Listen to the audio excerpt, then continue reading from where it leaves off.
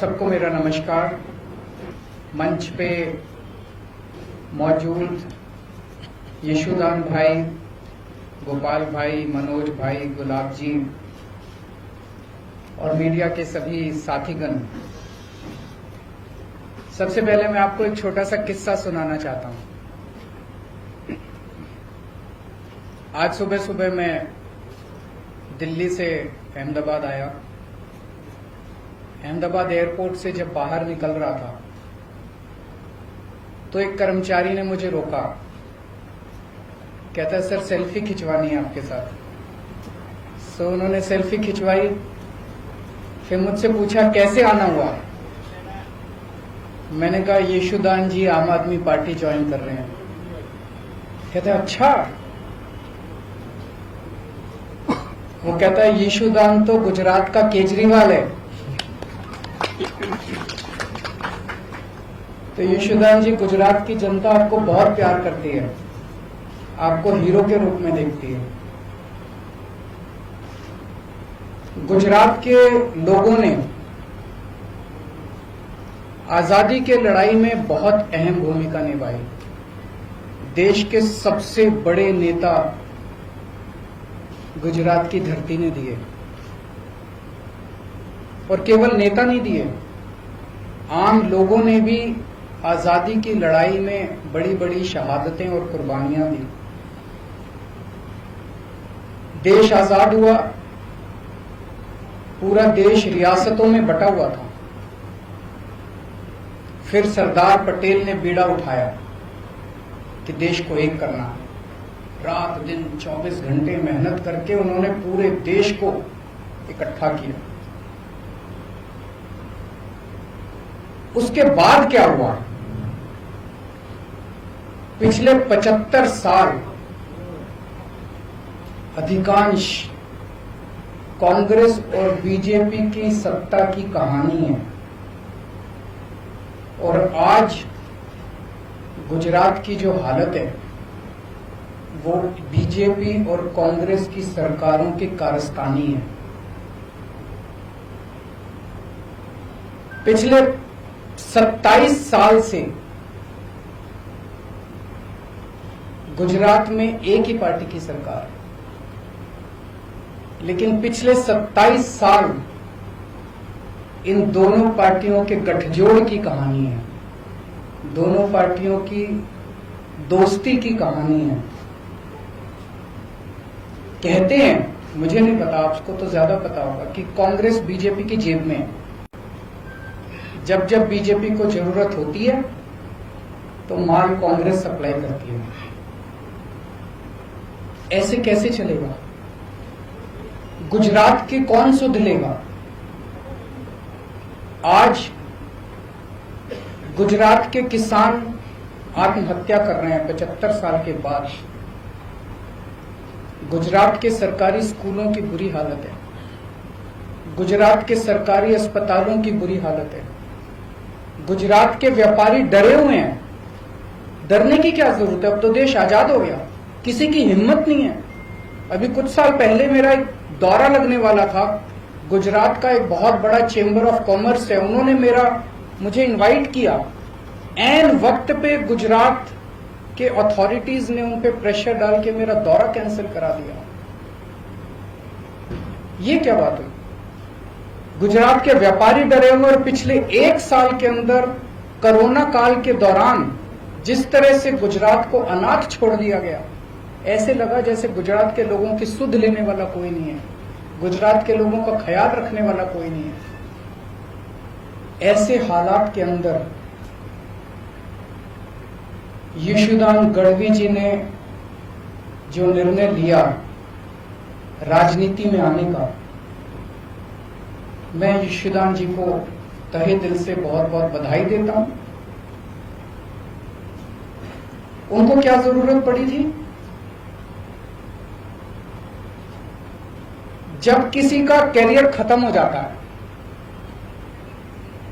जब किसी को कोई पूछने वाला नहीं होता, तब अगर कोई छोड़ छाड़ के राजनीति में आए तो समझ में आता है। लेकिन अगर कोई अपनी कैरियर की पीक पे अपने करियर को लात मार के राजनीति के अंदर आए तो वो गुजरात की जनता के लिए आ रहा है। पिछले कुछ सालों से यशोदान जी अपने टीवी चैनल के और अपने कार्यक्रम के जरिए एक एक आम गुजराती की आवाज बने हुए थे, उनकी आवाज उठाते थे। लोग उनके साथ अपने आप को रिलेट करते हैं। आज गुजरात का हर व्यक्ति यशोदान जी के साथ रिलेट करता है। लोगों को लगता है कि वो हमारी आवाज उठा रहे हैं, लेकिन सिस्टम के बाहर रह के आवाज उठा के समस्याओं का समाधान करवाने की अपनी एक सीमा है। सिस्टम के बाहर रह के हम नुक्स निकाल सकते हैं, शोर कर सकते हैं, आंदोलन कर सकते हैं, टीवी के ऊपर आवाज उठा सकते हैं, डिबेट कर सकते हैं, न्यूज में दिखा सकते हैं। लेकिन अगर सामने वाली सारी पार्टियां मिली हुई हों और उनको सुनने की जरूरत ही नहीं, अगर सामने वाली पार्टियां कहे जो करना है कर लो, हमें तो कोई परवाह नहीं है, तुम जितनी आवाज उठानी है उठा लो, हमें तो कोई परवाह नहीं है, चुनाव का नतीजा तो पता ही है, हमें तो जीतना ही है, तो फिर क्या करेगा कोई आदमी? तो इन्होंने तय किया कि अब सिस्टम के अंदर जाके, कीचड़ के अंदर उतर के कीचड़ को साफ करना पड़ेगा। मैं समझता हूं कि ये इनका बहुत बड़ा त्याग है। ये छोटी बात नहीं है कि अपने कैरियर के पीक के ऊपर, कैरियर के टॉप के ऊपर जब कोई आदमी बैठा और वो अपनी कैरियर को लात मार के अगर वो राजनीति में आया, तो मैं समझता हूं कि उन्होंने बहुत बड़ा त्याग किया है। मैं इनको बहुत बहुत बधाई देना चाहता हूं, इनके त्याग को सलाम करता हूं।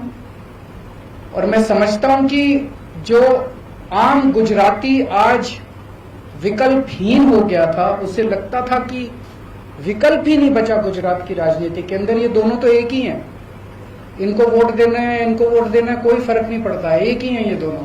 आज उनको एक सार्थक विकल्प मिला है। गुजरात के अंदर बैठा हुआ भी हर आदमी देख रहा है कि अगर दिल्ली के अंदर बिजली मुफ्त हो सकती है, 24 घंटे बिजली हो सकती है, तो गुजरात के अंदर बिजली इतनी महंगी क्यों है? गुजरात के अंदर बैठा हुआ आदमी देख रहा है कि अगर दिल्ली के अस्पताल 5 साल के अंदर इतने अच्छे हो सकते हैं, दिल्ली के स्कूल 5 साल के अंदर इतने अच्छे हो सकते हैं, तो 70 साल के अंदर गुजरात के स्कूल और अस्पताल अच्छे क्यों नहीं हुए? अब होंगे, अब बदलेगा गुजरात।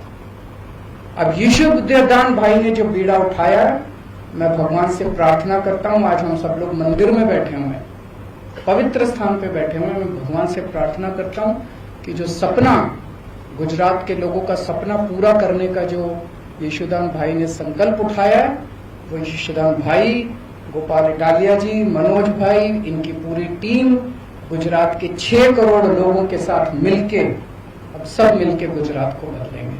बहुत बहुत शुक्रिया।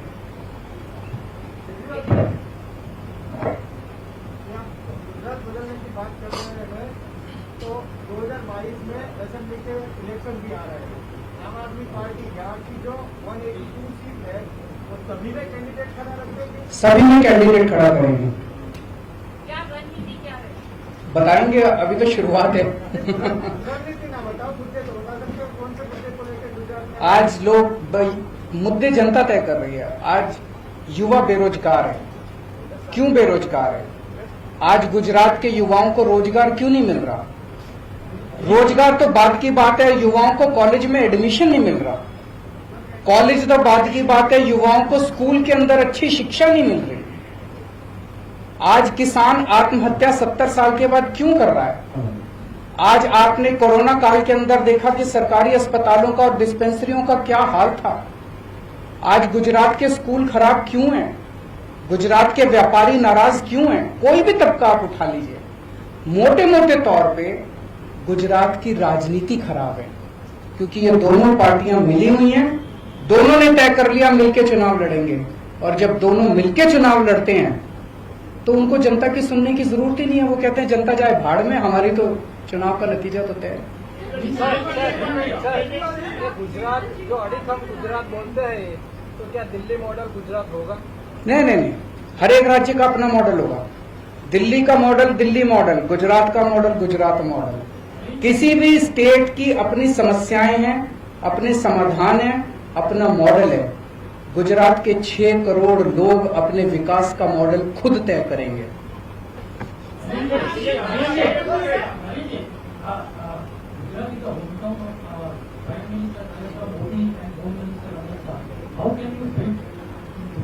How can you?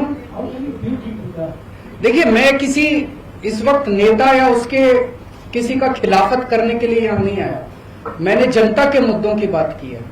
उन जनता, क्या आप मानते हैं कि आज गुजरात के युवा बेरोजगार हैं? आप मानते हैं? क्या आप मानते हैं कि अस्पतालों को सुधारने की जरूरत है? आप मानते हैं? क्या आप मानते हैं कि किसान आत्महत्या कर रहे हैं? आप मानते हैं? हमारी राजनीति जनता के मुद्दों से जुड़ी हुई है। हम किसी नेता के खिलाफ नहीं है, हम किसी पार्टी के खिलाफ नहीं है, हम जनता के विकास के लिए काम कर रहे हैं, हम भ्रष्टाचार के खिलाफ हैं। अभी गुजरात में जो आपकी पार्टी के साथ दो मुख्य थे, 2022 का इलेक्शन आप किसके चेहरे पर लड़ेंगे? जनता के चेहरे पर लड़ेंगे। जनता तय करेगी, जनता हमारा चेहरा है। दिल्ली के 2 करोड़ लोगों ने मिलकर राजनीति बदली है, केजरीवाल ने राजनीति नहीं बदली। केजरीवाल तो छोटा सा आदमी है, मेरी कोई औकात नहीं है। 6-7 साल पहले तक केजरीवाल को कोई नहीं जानता था। दिल्ली के 2 करोड़ लोगों ने मिलकर तय किया कि अब इन दोनों पार्टियों को हराना और इस छोटी सी आम आदमी पार्टी को वोट देना।